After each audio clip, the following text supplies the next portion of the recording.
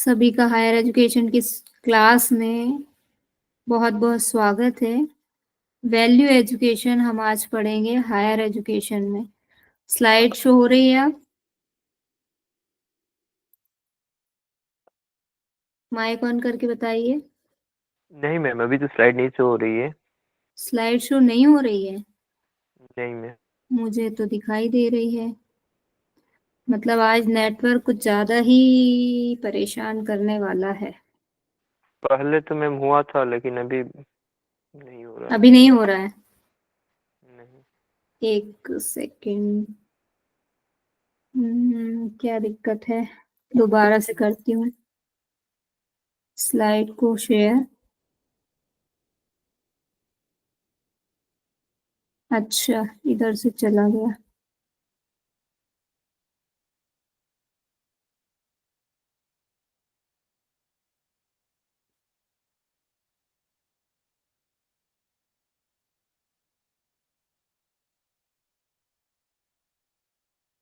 अब ठीक है? जी ma'am. Okay, thank you.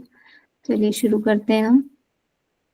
Higher education में वैल्यू एजुकेशन, इसमें मतलब जैसे हम चर्चा कर ही चुके हैं एक बेसिक कि हमको क्या करना चाहिए और क्या नहीं करना चाहिए। नैतिक मूल्य या वैल्यू एजुकेशन, नैतिक शिक्षा या वैल्यू एजुकेशन वही है। इसमें एग्जाम में कैसी एक उसका स्ट्रक्चर होता है, थोड़ी सी उसको समझने की कोशिश करेंगे। तो सबसे पहले हम देखेंगे, थोड़ा सा टेक्स्ट बहुत ज्यादा उसको फॉर्मेटिंग नहीं कर पाई मैं, तो इसी में थोड़ा सा समझने का प्रयास कीजिएगा। शिक्षा का अंतिम जो उद्देश्य है वो विद्यार्थियों में नैतिक मूल्यों का विकास करना है, और जिससे वे क्या बन सके, एक बेहतर और जिम्मेदार नागरिक बन सके। आपने देखा होगा, अपने यहाँ पर आसपास भी देखा होगा कि चाहे कोई स्टूडेंट हो, कोई टीचर हो, आप उसको कोई भी काम देते हैं और जिसने टाइम के लिए देते हैं वो फट से उसमें कर देता है, या किसी के पास जाते हैं रिक्वेस्ट करते हैं हमारा काम कर दो, तो वो उस काम की गंभीरता को समझ के कि वो एकदम अभी किए जाना उसका जरूरी है तो कर देते हैं, टाइम पीरियड में कर देते हैं। और कुछ लोग क्या होते हैं, आप उनके पास जाओगे, कोई काम नहीं है, फ्री बैठे हैं, फिर भी वो कह देंगे मैं बहुत बिजी हूँ, अभी मैं इस काम में लगा हूँ, या कुल मिला के टाल मटोल कर देना, काम को उस समय ना करना, थोड़ा सा एटीट्यूड दिखाना। तो ये सारी चीजें भी कहीं ना कहीं किस में आती हैं, वैल्यू एजुकेशन में, ताकि व्यक्ति जो है उसका व्यक्तित्व जो है ऐसा हो कि जिससे सब प्रसन्न रहें और समाज का कल्याण हो। उसी को कहते हैं हम वैल्यू एजुकेशन। डेफिनेशन क्या है? मूल्य शिक्षा वह प्रक्रिया है जिसमें विद्यार्थियों में नैतिक और आचरण संबंधी सिद्धांत, प्रिंसिपल्स डेवलप किए जाएं। अब इसका इम्पोर्टेंस क्या है? नैतिक और आचरण मूल्यों का विकास करना, जिम्मेदारी और नागरिकता की भावना का निर्माण करना, चरित्र, व्यक्तित्व और आध्यात्मिक विकास को बढ़ावा देना, समाज में सकारात्मक योगदान देना। इसमें से मुझे नहीं लगता कि कोई भी पॉइंट ऐसा है जो समझ में नहीं आ रहा हो। कुछ है ऐसा, कोई पॉइंट लग रहा है आपको? और ये 1 2 3 क्रम से आ गए हैं, लेकिन ये सिर्फ हिंदी और इंग्लिश ट्रांसलेशन है। ये 1 to 4 है और ये भी 1 to 4 है। ठीक है, ऐसा कंफ्यूजन नहीं होना चाहिए कि ये अलग अलग है। क्लियर है? इतनी चीजें तो समझ में आ गई हैं। हाँ हाँ। जी मैम। फिर शिक्षा में अनुप्रयोग, एप्लीकेशंस क्या है इसके? वैल्यू एजुकेशन के एजुकेशन में क्या एप्लीकेशन है? पाठ्यक्रम में कहानियों, भूमिकाओं और चर्चाओं के माध्यम से इसको क्या करते हैं, ऐड किया गया है। देखा है ना हमने, जो छोटे बच्चे होते हैं, नर्सरी के बच्चे, उनको ऐसी पोयम सिखाते हैं जिसमें हम उनको डूज और डोंट्स उसी पोयम या स्टोरी के थ्रू सिखा देते हैं। और बच्चे छोटे होते हैं, बच्चों के मानस पटल पे जो टीचर ने बता दिया वही पत्थर की लकीर हो जाती है। इसलिए इसको जो छोटी क्लास में बहुत ही ज्यादा इफेक्टिव माना जाता है, और इसीलिए जो वैल्यू एजुकेशन है वो कंपलसरी रखी गई है जो प्राइमरी लेवल की क्लासेस होती हैं उनमें। सामाजिक और नैतिक समस्याओं के समाधान में सहायक, कि हम अगर वैल्यू एजुकेशन की शिक्षा हमने वैल्यू एजुकेशन हम सीख के आए हैं, उसकी शिक्षा हमने ले ली है, तो हम लाइफ में कभी भी कहीं अटकेंगे नहीं, उलझेंगे नहीं, डिसीजन लेने में हमें कोई देर नहीं लगेगी कि 4 लोग कुछ गलत काम कर रहे हैं तो हम भी उनके साथ उस गलत काम में लग जाएंगे या उनको समझाने की कोशिश करेंगे। अगर वो समझते हैं तो ठीक है, नहीं समझते हैं तो हम अपने रास्ते चल देंगे, लेकिन हम वो गलत काम नहीं करेंगे। इससे सामाजिक और नैतिक समस्याओं के समाधान होते हैं।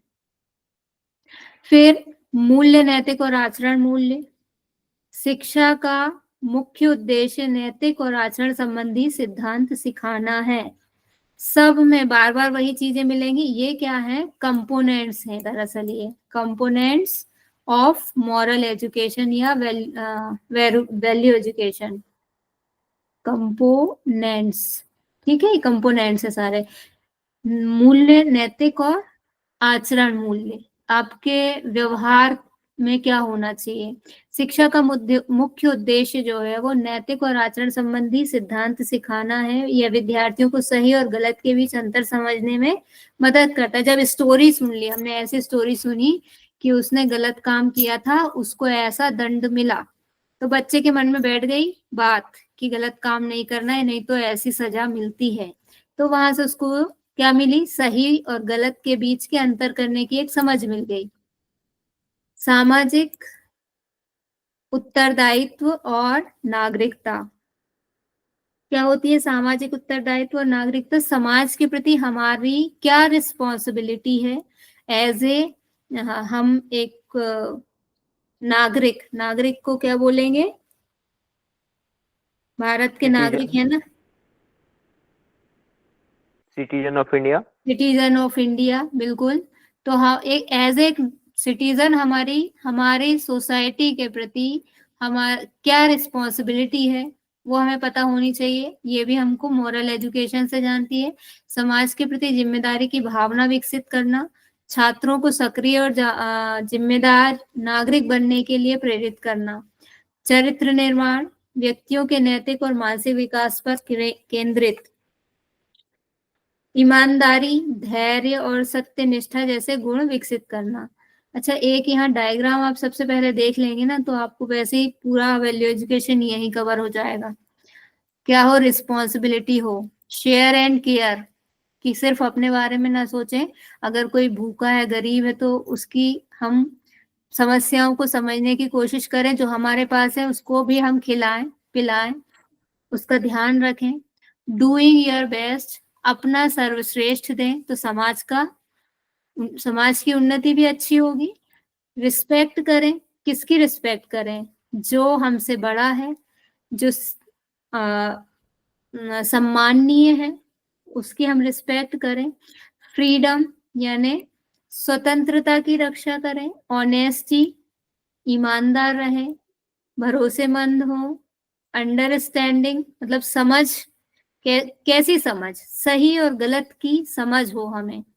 और rules and reuse and recycle, की समाज, ये भी समाज में आ रहा है या ये आ रहा है आपका एनवायरनमेंट में आ रहा है, कि पर्यावरण के प्रति हमारी जिम्मेदारी, कि हम ऐसा नहीं कि बस कचरा फैलाते चले जा रहे हैं। जहां तक किसी चीज को रिसाइकिल किया जा सकता है, रीयूज किया जा सकता है, जैसे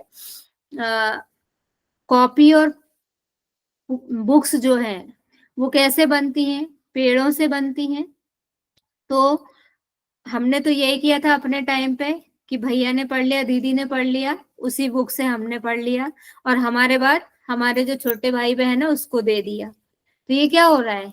रीयूज हो रही है चीज, एक ही चीज है, उसी से आगे। तो ऐसा क्या हो रहा है? जरूरत, खपत कम हुई, कम प्रोडक्शन की जरूरत पड़ी, हमने प्रोडक्शन वाला एक 12 नंबर का सस्टेनेबल डेवलपमेंट गोल पड़ा था कि जितनी आवश्यकता हो उतना प्रोडक्शन हो।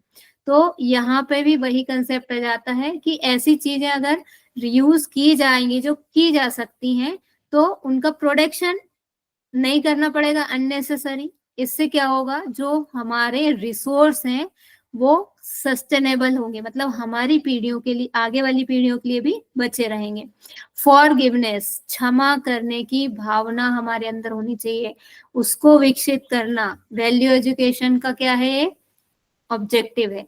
तो ये सारी चीजें वैल्यू एजुकेशन में आती हैं। चरित्र निर्माण, समाज, आजकल हम देखते हैं कि समाज में कितनी ऐसी दुर्घटनाएं हो जाती हैं जो पूरे देश को, पूरे समाज को शर्मसार कर देती हैं, कि हम दुनिया में शर्म आती है हमें नजर उठा के अपने आप को इंडियन कहने में, अरे तुम वहां के हो। ऐसा हमारे यहाँ होती हैं घटनाएं, रेप के केसेस होते हैं कितने। तो ये क्या है, ये एक विक्षिप्त मानसिकता के प्राणी जो होते हैं वो ऐसे काम करते हैं। रस लड़कियां चल रही हैं रास्ते में, स्कूल जा रही हैं, कॉलेज जा रही हैं, लड़के खड़े हैं, उनको देख के कमेंट पास कर रहे हैं, सीटियां बजा रहे हैं। तो ये सब क्या है, उन्हें किसी ने वैल्यू एजुकेशन नहीं दी, उसका परिणाम है ये। व्यक्तियों के नैतिक और मानसिक विकास पर केंद्रित होता है। ईमानदारी, धैर्य और सत्यनिष्ठा जैसे गुण विकसित करना, भावनात्मक बुद्धिमत्ता, सहानुभूति और पारस्परिक, किसी को दुखी देखा तो हमें भी तकलीफ हुई, उसके दुख को दूर करने के लिए हम क्या उपाय करें, ये हमारे मन में तुरंत एक क्रिया की प्रतिक्रिया होती है। छात्रों को अपने और दूसरों की भावनाओं को समझकर अच्छे संबंध बनाने में मदद करता है। विविधता के प्रति सम्मान, सांस्कृतिक, धार्मिक और जाति विविधता के प्रति प्रशंसा बढ़ाना। कोई किसी कल्चर का है, कोई किसी कल्चर का है, सबके अपने अपने, जैसे हम विवाह को ही देख लें, किसी के यहाँ विवाह की कोई पद्धति होती है, किसी के यहाँ कोई पद्धति होती है। तो इस बात को लेके झगड़ा ना करें, हम सबका सम्मान, ठीक है, आपके यहाँ ऐसा होता है अच्छी बात है, हमारे यहाँ ऐसा होता है ये भी अच्छी बात है, लेकिन आर्ग्यूमेंट ना करें, नहीं हमारे यहाँ सबसे सही होता है, आपके यहाँ गलत होता है, ये चीज ना रहे। छात्रों को विविधता को सकारात्मक रूप से देखने और इसे मानने के लिए प्रेरित करना। पर्यावरण जागरूकता, शिक्षा में पर्यावरण मुद्दों के महत्व को शामिल करना, हमने पढ़ा ही था एनवायरमेंटल स्टडीज में। स्थायी जीवन और प्रकृति की देखभाल पर जोर देना, कि पर्यावरण, वही सस्टेनेबल डेवलपमेंट वाली बात आ गई यहाँ पे, कि उसका ध्यान रखेंगे तो वो लंबा चलेगा, आने वाली पीढ़ियों को भी सारी चीजें अवेलेबल रहेंगी। सही, और ये टाइप्स में आ जाएगा कहीं ना कहीं, कि टाइप्स ऑफ वैल्यू एजुकेशन। सही और गलत के बीच भेदभाव करना सिखाती है, विद्यार्थियों को उनके दैनिक कार्यों को मार्गदर्शित करने वाले नैतिक सिद्धांत समझने में मदद करती है। सामाजिक मूल्य शिक्षा, व्यक्तियों को सामाजिक गतिविधियों में सक्रिय रूप से भाग लेने के लिए तैयार करती है, सामाजिक जिम्मेदारी और टीम की भावना को बढ़ावा देती है। एक वो आपने कहावत सुनी होगी, अकेला चना भाड़ नहीं फोड़ सकता। अकेला है, भाड़ मतलब जिसमें चने को भूना जाता है उसको कहते हैं भाड़। जनरली पुराने मटके ले लिए जाते थे, घड़े, उसमें चने को पहले रात भर भिगोया, फिर उसमें डाल के उनको भूना जाता था। तो अकेला चना तो नहीं भून वो कर सकता है, इसमें घूमता रहेगा, वो उचक के नीचे गिर जाएगा। लेकिन बहुत सारे चने जब हो गए तो वो कुछ भी कर सकते हैं। एकता में ताकत है, आपने सुना होगा। या आप लकड़ी, एक बचपन में ये भी कहानी, ये इसीलिए तो सिखाई जाती थी कि एक लकड़ी को तोड़ रहे हैं हम तो टूट जाएगी आसानी से, एक लकड़ी को किसी ने दोनों साइड से पकड़ के तोड़ा तो आसानी से टूट जाएगी, दो में बढ़ जाएगी। लेकिन वहीं लकड़ियों का गट्ठर हमने बना दिया और उसको बांध दिया रस्सियों से, या नहीं भी बांधा तो भी वो नहीं टूटेंगी।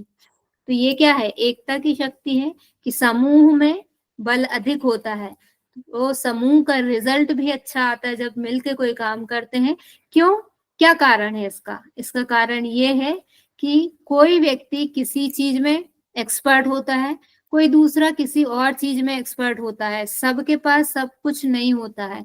तो जब इसकी एक्सपर्टी को इसकी एक्सपर्टी के साथ मिला दिया तो डेफिनेटली जो इसकी कमी थी वो फुलफिल हो गई, इसकी भी कमी फुलफिल हो गई, रिजल्ट एकदम एक्सट्रीमली आएगा।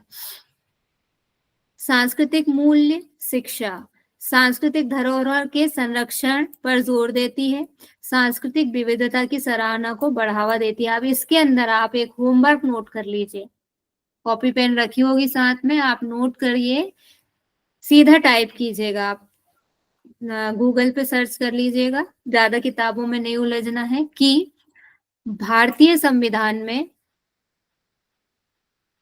सांस्कृतिक धरोहर के संरक्षण से संबंधित कौन से आर्टिकल हैं।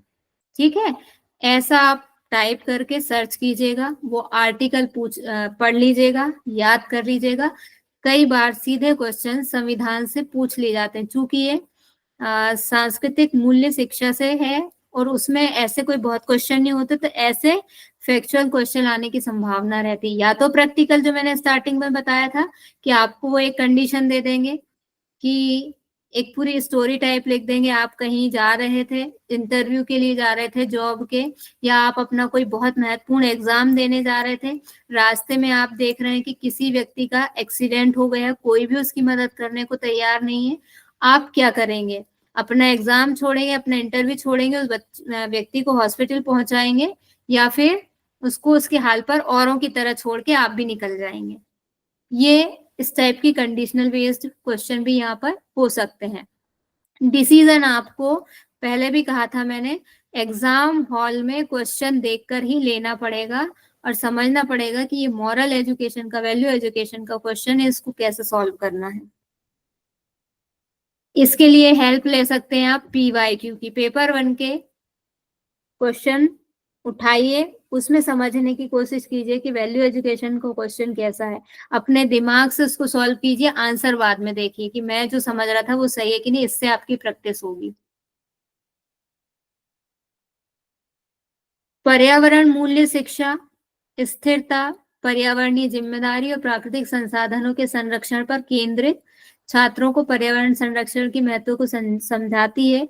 आध्यात्मिक मूल्य शिक्षा, ये भी बहुत जरूरी है, आंतरिक शांति के लिए, नैतिक जागरूकता और आत्मनिरीक्षण से संबंधित एक है ये भी। अगर हम, हमारा क्योंकि वास्तविक लक्ष्य तो यही है ना कि हमने खुद को जानना है कि मैं कौन हूँ, क्यों मैं आया हूँ, यहाँ क्या कर रहा हूँ, तो ये इसकी शिक्षा भी देनी पड़ेगी आध्यात्मिक मूल्य के रूप में, और पीढ़ी दर पीढ़ी हमें मिलती भी है ये, चाहे भले वो अलग अलग संस्कृति के आधार पर अपनी अपने परिवारों में दी जाती है। फिर आता है आर्थिक मूल्य शिक्षा, ये भी बहुत जरूरी है। अब आर्थिक मूल्य शिक्षा में आप ये समझ लीजिए कि हम पहले जो हम योग वाले हैं तो हम वेद भी पढ़ते हैं, उपनिषद भी पढ़ते हैं, और उसमें जब लिखा है, हमने पढ़ा है कि वेदोक्त रीति से इतना धन अर्जित किया जाए कि मैं भी भूखा ना रहूं और साधु भी भूखा ना जाए, उतना ही हमको कमाना है, और किसी भी गलत तरीके का इस्तेमाल करके नहीं कमाना है कि ऑफिस में हम बढ़िया अच्छी पोस्ट पे हैं, हमारे साइन के बिना कोई भी फाइल आगे नहीं बढ़ती है, तो हम क्या कर रहे हैं, लाओ हर फाइल को आगे बढ़ाने के लिए लाओ 500 रुपए, लाओ 1000 रुपए, लाओ 5000 रुपए, ये क्या हो गया, ये अनैतिक है और वेदोक्त रीति से धनार्जन नहीं है, ये एक अपराध है, नैतिक अपराध है। तो इसके लिए बचपन में शिक्षा दी जानी चाहिए, इसको भी स्टोरी के माध्यम से सिखाएंगे, साथ में वित्त प्रबंधन सिखाया जाएगा कि भाई घर में हमारे पैसा आया है तो ऐसा ना हो कि आमदनी अठन्नी और खर्चा रुपया हो, जितना हम कमा रहे हैं उससे ज्यादा हमारे खर्चे हैं, ऐसी कंडीशन नहीं होना चाहिए। इसकी जिम्मेदारी ये हमारे पेरेंट्स हमें सिखाते भी हैं बचपन से ही, और उसी के कारण हम अपना जीवन बहुत अच्छे से निकालते चले जाते हैं, नहीं तो हम कर्जे में डूब जाते हैं। ये बचपन से सिखाई जाती हैं चीजें कि भाई अपनी चादर देखकर पैर पसारने चाहिए, ये इसी में आएगा, आर्थिक मूल्य शिक्षा में। ये कुछ और चीजें थोड़ी सी लगी हैं ऐसी, ये तो आप पढ़ लीजिएगा, समझ में आ जाएंगी, कोई दिक्कत नहीं आएगी इनको। कुछ और पॉइंट्स हैं वैल्यू एजुकेशन से रिलेटेड, ये इम्पोर्टेंट है कि आपको साथ साथ में और क्या करना है। वैल्यू एजुकेशन मतलब ये आपके लिए सुझाव जैसे आप समझ सकते हैं कि आपको इस वाले पोर्शन के इस टॉपिक की तैयारी के लिए साथ साथ में हमने ये तो पढ़ी हुई है 2020 की एजुकेशन पॉलिसी, इसमें वैल्यू बेस्ड एजुकेशन से रिलेटेड क्या चीजें हैं उन पे फोकस कर लीजिए। Highlight the role of value education in addressing global issue like environmental sustainability, ये हमने एनवायरमेंट में पढ़ा ही है। Cultural preservations, theoretical perspectives, be familiar with theories of moral and value development such as those by Kohl, Kohlberg and Piaget, ये नाम है विद्वानों के, इनकी थ्योरीज चलती हैं वैल्यू एजुकेशन में, या हमारे जो भी मॉरल एजुकेशन में है इनकी थ्योरीज पढ़ लीजिए थोड़ी सी। मतलब थ्योरीज में अपने को पूरी बुक उठा के नहीं पढ़नी है, गूगल में जस्ट टाइप करेंगे, मेन पॉइंट्स उसके आ जाएंगे इन्होंने क्या कहा है। प्रैक्टिकल एग्जाम्पल्स आपको जरूर, जैसा भी मैं बता रही थी, वो एग्जाम्पल अपने सेट कीजिए, एग्जाम्पल के थ्रू प्रैक्टिस कीजिए वैल्यू एजुकेशन की। Can be implemented in school curriculums, example environmental awareness programs, cultural festivals, financial literacy workshops, इनसे रिलेटेड कंडीशंस बना बना के देखिए कि कैसे क्वेश्चंस हो सकते हैं इसमें, खुद से माइंड में सोचिए। ये आपका हो गया, आप हायर एजुकेशन एकदम कंप्लीट वैल्यू एजुकेशन आपका हो गया। मैं थोड़ा सा आपको वो लाइव भी दिखा देती हूँ जिसकी मैं बात करती हूँ हमेशा, कि हम हायर एजुकेशन की वेबसाइट पे जाके और देखेंगे।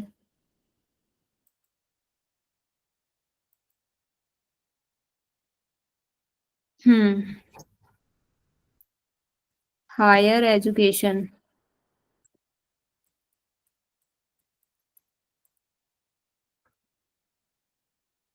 ये आ गया हायर एजुकेशन। अच्छा वेबसाइट नहीं आई,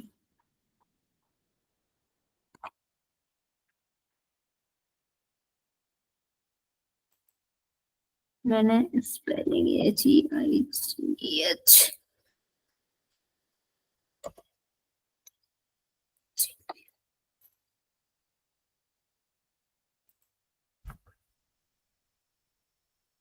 ये आ गया, ये मध्य प्रदेश का आया, लेकिन हमको मध्य प्रदेश का नहीं देखना है।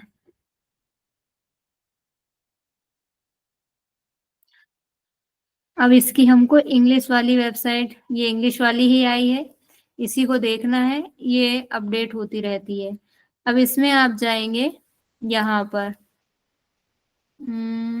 यूनिवर्सिटीज का होता है एक हायर एजुकेशन, यहाँ पे चले जाइए, फिर वही आ गया,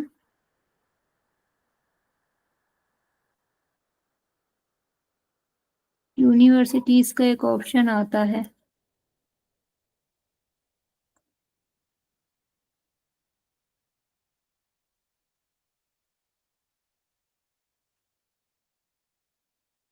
शायद थोड़ी सी चेंज, ये है यूनिवर्सिटी एंड हायर एजुकेशन, ये सब दिए हुए हैं यहाँ पे।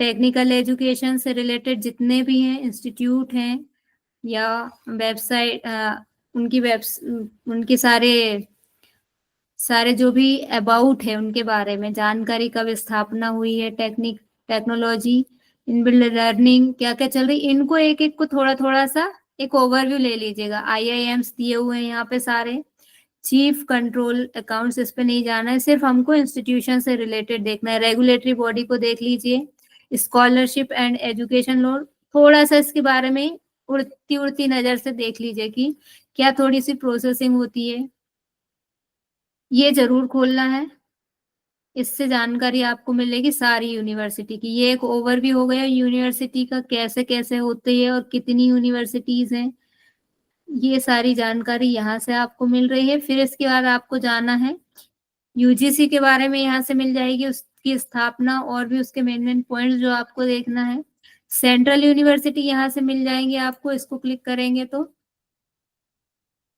ये आ गई आपकी सेंट्रल यूनिवर्सिटी, यूनिवर्सिटी की पूरी लिस्ट आ गई है। दिल्ली और ये नॉर्थ ईस्टर्न हिल यूनिवर्सिटी, इतनी जितनी भी सेंट्रल यूनिवर्सिटी है पूरी लिस्ट आ गई है। आपको सबके नाम और प्लेस ध्यान रखने हैं, स्थापना कब हुई है, अगर वो रख पाते हैं तो वो भी रख सकते हैं। 40 इसमें दिखा रहा है other central universities which are not under ministry of HRD, means इसको भी डिवाइड कर दिया है। ऐसा क्वेश्चन भी आ सकता है कि इधर वाली जो यूनिवर्सिटी है इनके नाम दे दिए कि इनमें से ये चारों में से कोई, पांचों में से कोई भी एक उनके साथ दे दी कि इनमें से कौन सी एमएचआरडी के अधीन नहीं है, उसके अंतर्गत नहीं आती है, ये क्वेश्चन बन सकता है। तो इनको आपको ये सारी यूनिवर्सिटी देख लीजिए एक नजर से कि कौन सी यूनिवर्सिटी, टोटल कितनी है सेंट्रल यूनिवर्सिटी, फिर उसके बाद जो एमएचआरडी में नहीं आती वो कितनी है, कौन कौन सी है, कहाँ पर है, ये आपको यहाँ से पूरी, इसकी चाहे तो सेव एज पीडीएफ करके आप रख सकते हैं रिवीजन के लिए। ऑनलाइन तो रहता ही है हमेशा, लेकिन एक टाइम वाली बात है कि उस समय आपका नेट काम कर रहा है या नहीं कर रहा है, इसलिए ऐसी चीजों की पीडीएफ सेव कर लेना चाहिए। ये डीम्ड यूनिवर्सिटी दी है, स्टेट यूनिवर्सिटी दी है। स्टेट यूनिवर्सिटीज कितनी है आपकी, यहाँ से इसको क्लिक करना पड़ेगी तब आपकी इसकी लिस्ट आएगी। ये लिंक आपको एक बाहरी साइट पर ले जाएगी, ले चलो बाहरी साइट पे चले जाएंगे, कोई दिक्कत नहीं है। ले ही नहीं गई,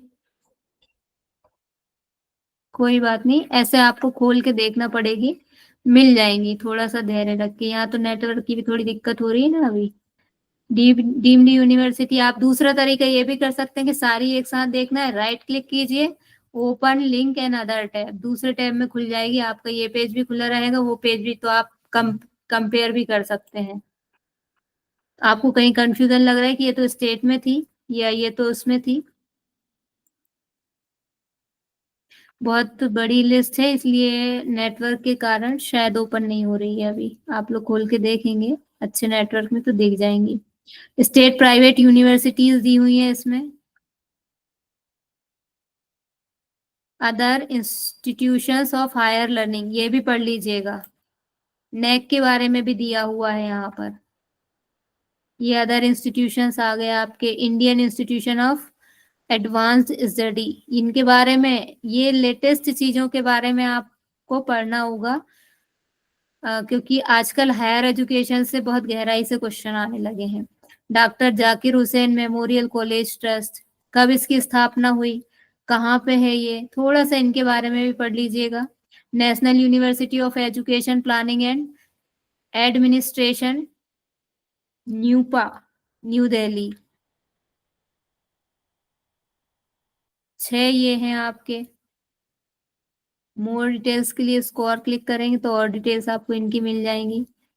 तो ये 6 हैं, संख्या बहुत ज्यादा नहीं है, आप इनको याद रख सकते हैं टेबल बनाकर।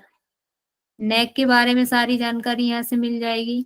राष्ट्रीय उच्चतर शिक्षा अभियान रूसा, ये जो कल एक आपको मैंने बताया था, उसको और देखना है, यहाँ से देख सकते हैं। तो ऐसे इस वेबसाइट पे आप थोड़ा सा खंगालेंगे, आपको 5 क्वेश्चन अगर आते हैं हायर एजुकेशन में तो 2 और 3 क्वेश्चन गारंटी है यहाँ से आएंगे। इसको खंगाल डालिए, इसको अच्छे से तैयार कर लीजिए। और हायर एजुकेशन के बारे में जानना है आपको, जो जो चीज जाननी है, एक्ट्स एंड रूल्स, वो यहाँ से आप इसके अबाउट में जाके जान सकते हैं। क्लियर है इतनी चीजें? यस और नो? Yes ma'am. ठीक, तो ये हमारा हायर एजुकेशन भी क्या हो गया है, कंप्लीट हो गया है।